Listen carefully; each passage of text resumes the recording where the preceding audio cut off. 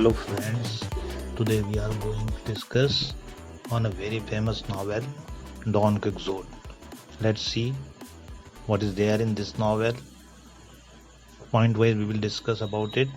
Number 1, if we take the figure of Don Quixote himself, it seems that 17th century readers found him simply laughable. यदि हम don Quixote के चरित्र के बारे में विचार करें तो ये प्रतीत होता है कि 17वीं सदी के पाठक उसे मात्र हंसी उत्पन्न करने वाला पात्र मानते हैं। Second, Don Quixote is a self deluded fool and the purpose of novel is to ridicule the pretended adventures of knights errant. Don Quixote एक आत्मभ्रमित मूर्ख है और इस उपन्यास का उद्देश्य बनावटी कारनामों के माध्यम से साहसिक कार्य की खोज में घूमने वाला वीर का उपहास है। Next we see they are fabulous nonsensical stories. वे काल्पनिक और बेतुकी कहानियां हैं। Number 4, they make them the object of public aversion. वे पाठकों के लिए सार्वजनिक घृणा का विषय है।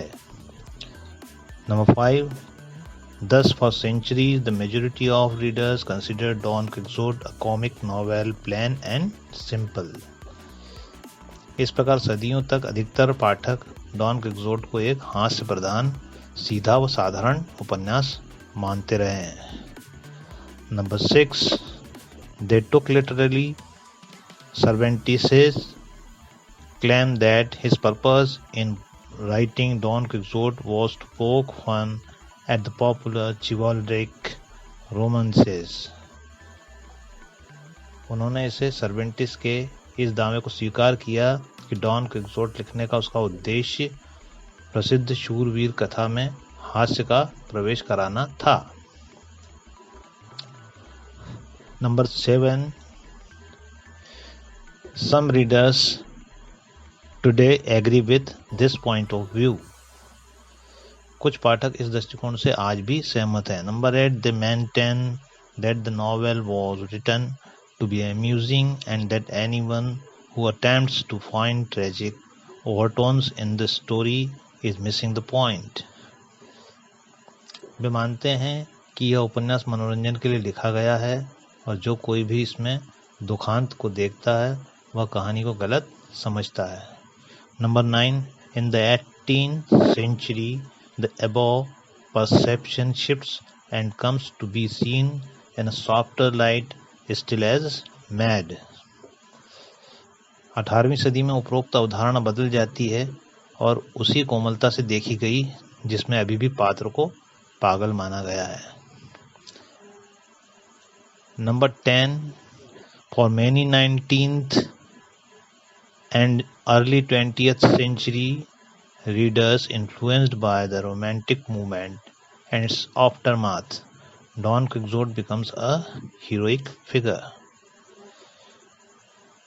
कई 19वीं सदी और 18वीं सदी के आरंभ में पाठक रोमांटिक आंदोलन व उसकी बात के हालातों से प्रभावित होकर डॉन क्विक्सोट एक हीरोइक पात्र बन गया। Number 11, it now became the eternal conflict between the ideal and the real. अब यह आदर्श और यथार्थ के बीच शाश्वत संघर्ष बन गया। Number 12, Cervantes we know was too kindly, too versed in human unhappiness and frailty. हम जानते हैं कि सर्वेंटिस मानवीय दुख, कमजोरी के प्रति बहुत दयालु व अनुभवी था।